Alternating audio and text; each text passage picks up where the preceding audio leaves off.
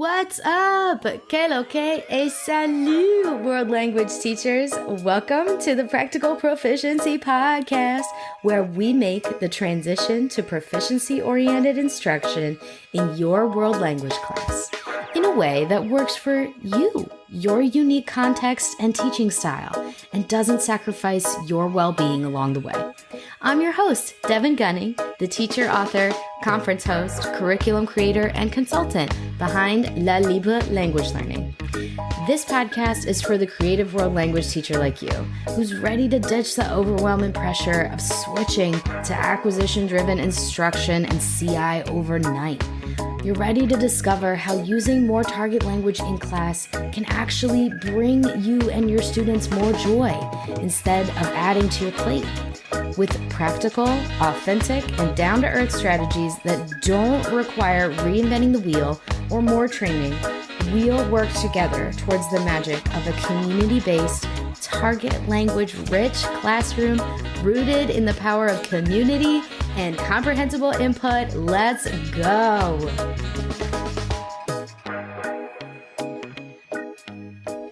Hey, welcome back to the World Language Hangout spot of the year. This is the Practical Proficiency Podcast. I'm so glad to be with you again for season 3.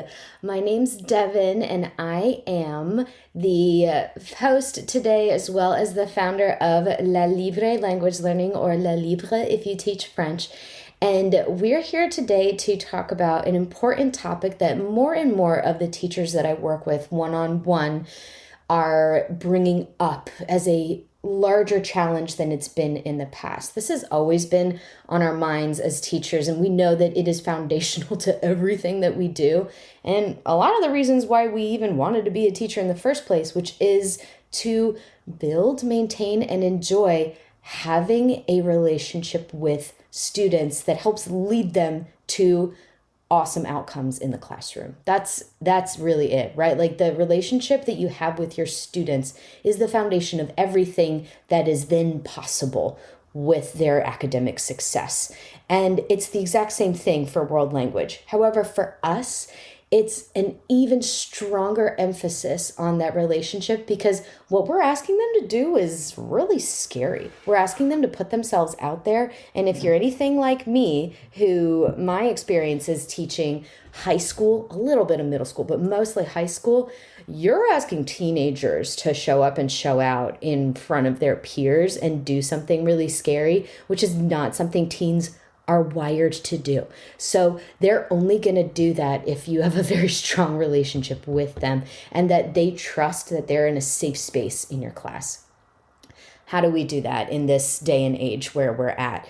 The more that I work one-on-one with the teachers who are part of my PD membership called the Practical Proficiency Network, and some of the messages that I get from you in emails and DMs and things like that often refer to this constant pressure and stress that is getting stronger every year as students are showing up differently in class because of the resulting changes in our environment with what's going on in the world, in the news. I mean, you're living it, you're breathing it. But because of especially the huge interruptions to school and to their social lives that many of our middle schoolers and high schoolers experienced during COVID, their skills and ability to interact with each other in many ways have been broken. So now you're the one left to pick up the pieces. So it's more important than ever, and it's also harder than ever to talk about building relationships in class. So I gave this workshop with my members to talk about this important topic. And I'm not an expert on building relationships. It's not something that I'm like, yeah, this is something I talk about a lot, but it is actually something I was very good at in my classroom. And I'm proud to say that I did have good relationships with the vast majority of my students, but it wasn't always that way, which is why I want to share with you today 10 ideas for how to build and maintain relationships with your students in specifically the world language context. So to take it back a little bit, When I was in my first year of teaching, I mean, you know what that's like. It was just everything was on fire all the time. And so the only thing that I had at my beck and call was relationships with students, the ability to connect with them. And I did that a lot through half of the time. It would be the curriculum that I was using, the materials that I was using, but that took so long. So sometimes it just had to be, okay, like we're just going to spend some time connecting with each other and make sure that this is working out. But there were, as you know, there were many fails and flops with that. And if you're a first year teacher, you're not alone. We get it. That's a whole part of the deal, is figuring out what are the appropriate ways to show your students that you care about them while also making sure that they're not walking all over you all of the time. It is a very difficult boundary to maintain when you are a first year teacher. And if you're teaching high school, when you are so close in age to them. So we get it. We understand. The next thing that happened is that I had to switch schools a year after that because of life circumstances. And that next year was like starting all over again because I was in a completely different community, and there were a lot of behavior referrals. And I thought that it was because I was in a different environment. And then the next year, after I got some training and after I tried some different strategies, I realized that this was actually not a reflection of the student environment or the community that I was in, but it was actually a reflection of me. So another title that you could possibly put for this podcast is how I went from 35 referrals per year to less than 5, because that was a reality for me. And I want to share some of the things that I employed that year that I was more successful with students and the ways that I got there. So here are 10 ways that you can better connect and maintain good working relationships with students. Let's dive into it. First of all, I would say that the reason I'm talking about number of incident referrals is because I used to think when I was a baby teacher that the number of referrals is a reflection on the students. But now that I've been around the block a little bit and worked with hundreds of teachers and have been a teacher myself for 5 years. I'm now out of the classroom, but after being a teacher for 5 years, I am inclined to think, after teaching in many different environments, most of them underfunded, in a rural school, a huge suburban school, and an urban school, all under a Title I umbrella, whatever. But many people use that as some sort of cover as to why things aren't connecting with their students. So I would just like to put it out there that those are always the circumstances that I have taught in. And I would say that in my own experience, the number of behavior incidences and referrals were more often a reflection of me and how well I was able to manage what was going on in my classroom and what was going on. So I think that we as a teacher community, there are, of course, always exceptions. There are, of course, always specific communities that are dealing with so much more than a single teacher could do anything about.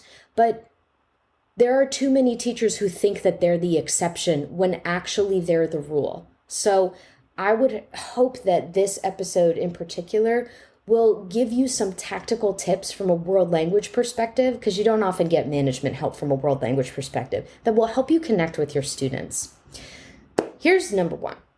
The first thing I would ask you to do for maintaining relationships in world language and even just building is that I would get curious about every behavior that you're experiencing in class. Before you redirect a behavior, ask why. Wonder why. What is the possible source of the behavior? Ask some questions and make some changes, because not every student does the same behavior for the same reason. Sleeping in class is a huge example of this. This would be one of the easiest ways that you can get less incidence referrals in your classroom, is if you, instead of treating every incidence exactly the same way, we'll talk about consistency later, but first, get curious. Address it, but get curious and examine why. Because you'll experience that not every student does the same thing for the same reason. It will tell you a lot about them. Under that same umbrella, behaviors are communication. This is just another way that students tell us about what's going on in our class. How are they receptive to what's going on in our class? is it comprehensible to them? Because you'll find that at times when you're not comprehensible, that's when stuff really starts to hit the fan. Also, it tells us a little bit about what's going on in their heads and what's going on in their lives. So think about this in another way, is that when I say behaviors are communication, I've been screamed and cursed at and yelled at just as much as the next teacher. It doesn't really make it any easier or more acceptable, but it does make it easier to deal with knowing that it's a message. So if you can separate your immediate reaction to being flipped off in class and think about for a second, okay, what is this person trying to communicate to me? If you label it as communication instead of just straight up immediate, blatant disrespect, then we know where to go from here. That being said, whenever the communication is dangerous to you, dangerous to others, dangerous to themselves, examine it later, get admin. We already know that. Number 3 is something that teachers, especially newer teachers, need to remember, which is that this is a community, but communities don't actually work when they're egalitarian. You are in charge. They want you to be in charge. You're in charge and they have a say. That's actually what they want. They don't want you to stomp all over them. They want to have a say and they want you to lead them. Students have zero right to challenge your decisions or argue in most everyday situations, and there's no reason to give that attention or undercutting behavior because that is your job, your role, and everything. When students try to negotiate the amount of work they have to do, that's a no. But if students legitimately have something that is a concern of theirs and they're trying to bring it to you, their community leader, wouldn't you want somebody to listen to you if you had a legitimate concern? Put yourselves in their shoes. If you were bringing something to your administrator or principal that wasn't maybe might be perceived as a negotiation of work, but is really you saying, hey, this isn't working. You're my community leader and I need this, this, and this from you. And they didn't even bother to listen to you and just said, well, I'm in charge. That doesn't work. That never works in a community setting. So what you need to do to establish a good relationship with your students and create a solid working environment is make sure that everybody understands their role. You are the leader of this community, but they absolutely have a say and you deserve to hear feedback from them and respond to it, because that's if you didn't, then it's not actually a community, it's just you with an audience. And there are definitely teachers who would rather have an audience than a community. So I would ask, which one are you? However, if students are attacking you, and you should know the difference between somebody who's looking for something because they need it and somebody who's attacking things such as how long it takes for you to grade things, demand that you do this or that, things like that, that's somewhere where we know that this is an unhealthy community relationship. Students should, of course, have a say in the types of things that they participate in that are part of their learning experience. But you should help guide them in how to do that if they're not doing it in an appropriate way. Number 4, I would suggest to you is always explicitly model the outcomes you want more than you think you need to. You can do this in the target language with language bits and idioms because more than ever, students need a lot of social emotional support and they really need some environmentally specific cues for specific situations. For example, like when students are giving presentations, you need to show them exactly how you expect them to participate in that. I would give them specific instructions for how to interact with you, how to interact with each other. Like, don't just get livid because somebody sent you a rude email.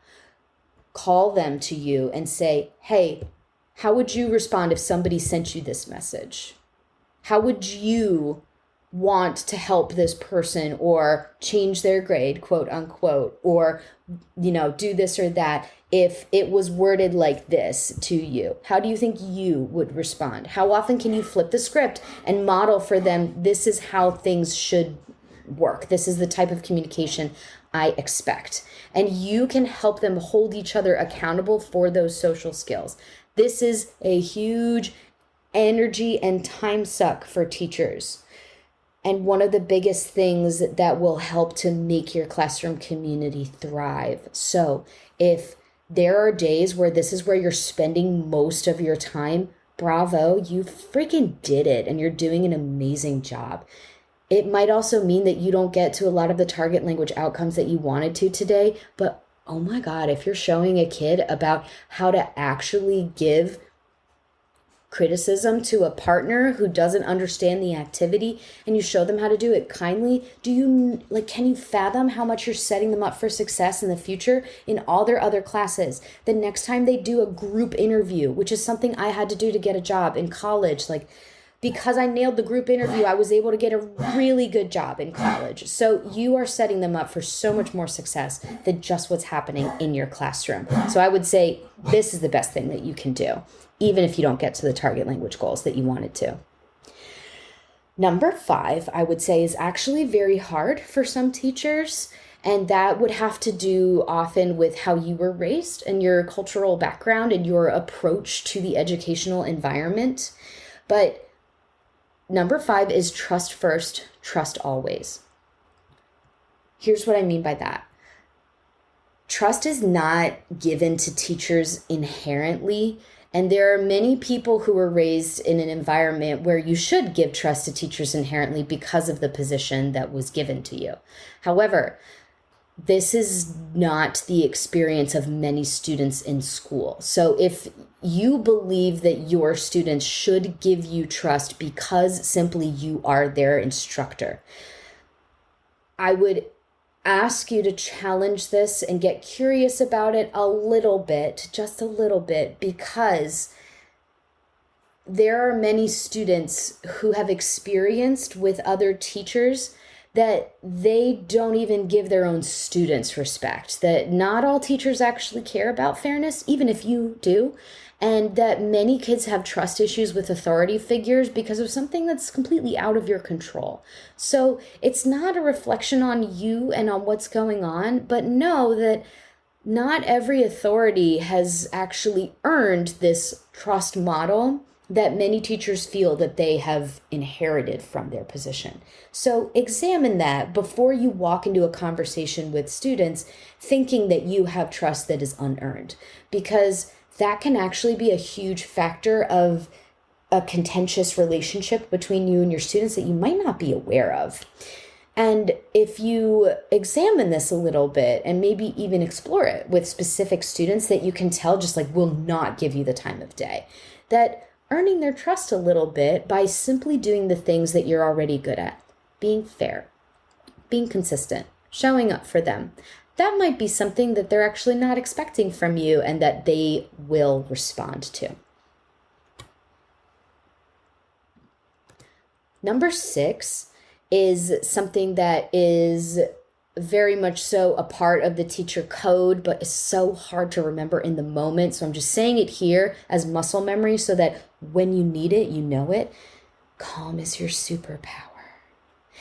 You are the adult, and your job is to model calm. So when you are faced with the irritation, with the insults, with the disrespect, with tension, with the fights, with the undermining, your power comes from the calm. So I would ask you, how can you retrieve your calm when you know that this is something that's waiting for you in your classroom? I had a couple particular classes that I knew those things were waiting for me. So there were some parts of my routine that I would do during my planning period instead of planning lessons, because this is more important. Because you can't get anything done if you can't maintain calm in the classroom environment. So things like silence, waiting for a response instead of immediately responding to what a student has said or done, as long as you're in a safe place. And a controlled tone of voice and face is the most powerful response to strong behavior communications. Not actually calling the administrator. So I would say that if you are constantly outsourcing the authority of your classroom to an administrator. Now, I've taught in environments where this was actually not even available. Like, you could call and nobody would come, and that's a totally different situation. In this case, like, this really is your superpower. But if you're in the type of school environment where administrators are very much so there to come take kids out of class whenever they're being disruptive, be very selective about this choice, because we want students to be in our classroom as much as possible, and the disruption should be pretty high for them to be removed. What can you do to maintain the calm when there is a disruption? And that's going to be different in different situations. And something that you can do to, once it gets to that point of escalation, there's a lot of prevention that you can do, actually. And number 7 is all about prevention, and that is to catch students being good. This is part of many systematic behavior response systems that schools have, but just the idea itself is something that you don't have to do systematically, but just every time that you can, every time that you remember. Catch students being good. Empower students individually and specifically with powerful recognitions and reminders of when they're doing the most and when they're being amazing. Empower students to be recognized for how awesome and special they are, because they remember stuff like that forever. There are adults that remember that kind of stuff. So with students with especially strong behavior communications and responses, I would intentionally catch them being good often and praise when you see what they do the best. And don't take for granted your all-stars. Like, those kids that you know that you're relying on for some well-needed, some people that are your lifesavers when you're like trying to stay afloat during a classroom activity, and you know that, like, oh my God, these are the only 2 that are going to actually answer me. Don't take those kids for granted. Like, I would acknowledge them as much as you can. Send them a parent note home. Do whatever you can to recognize and praise them, because they need it too. They need it as much as the other students do. Every kid wants your attention, so what kind are you going to give them? Number 8 is a personal trademark of mine, and that is that every age likes stickers. So you might teach kindergarten and you know that they love stickers. You might teach middle school and you know that they still actually like stickers, but they also like other prizes. And when I was teaching high school, these kids also liked the equivalent of stickers. So what is the sticker equivalent for your age group? Every age group likes rewards. My husband is in the military, and they get badges that are literally attached to their freaking vests with Velcro. I took one look at that and was like, you get special things to put on your vest for doing PT stuff? That's literally a sticker. You're literally like kindergartners getting stickers. How do you not see this?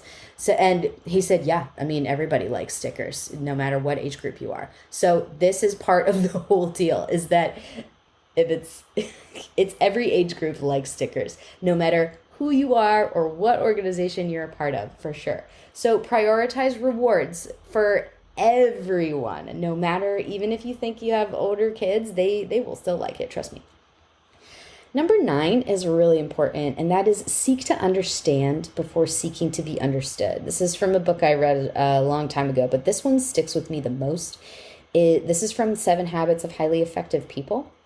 And in the classroom setting, this seeking to understand before seeking to be understood is valuing your students and valuing what they bring to class, and valuing what are they trying to communicate with you.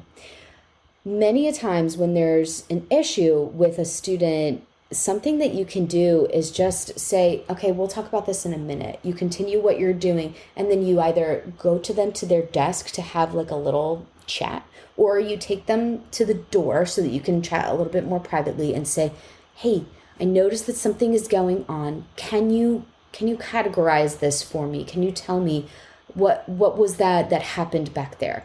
And ask them to describe, name, and categorize their own behavior first. Seek to understand first, instead of telling them, oh, this, that, and the other, so unacceptable. Like, that might need to come later, but first ask them, why do you feel compelled to do that? What's going on here? What do you think is see if you can seek to understand before seeking to be understood.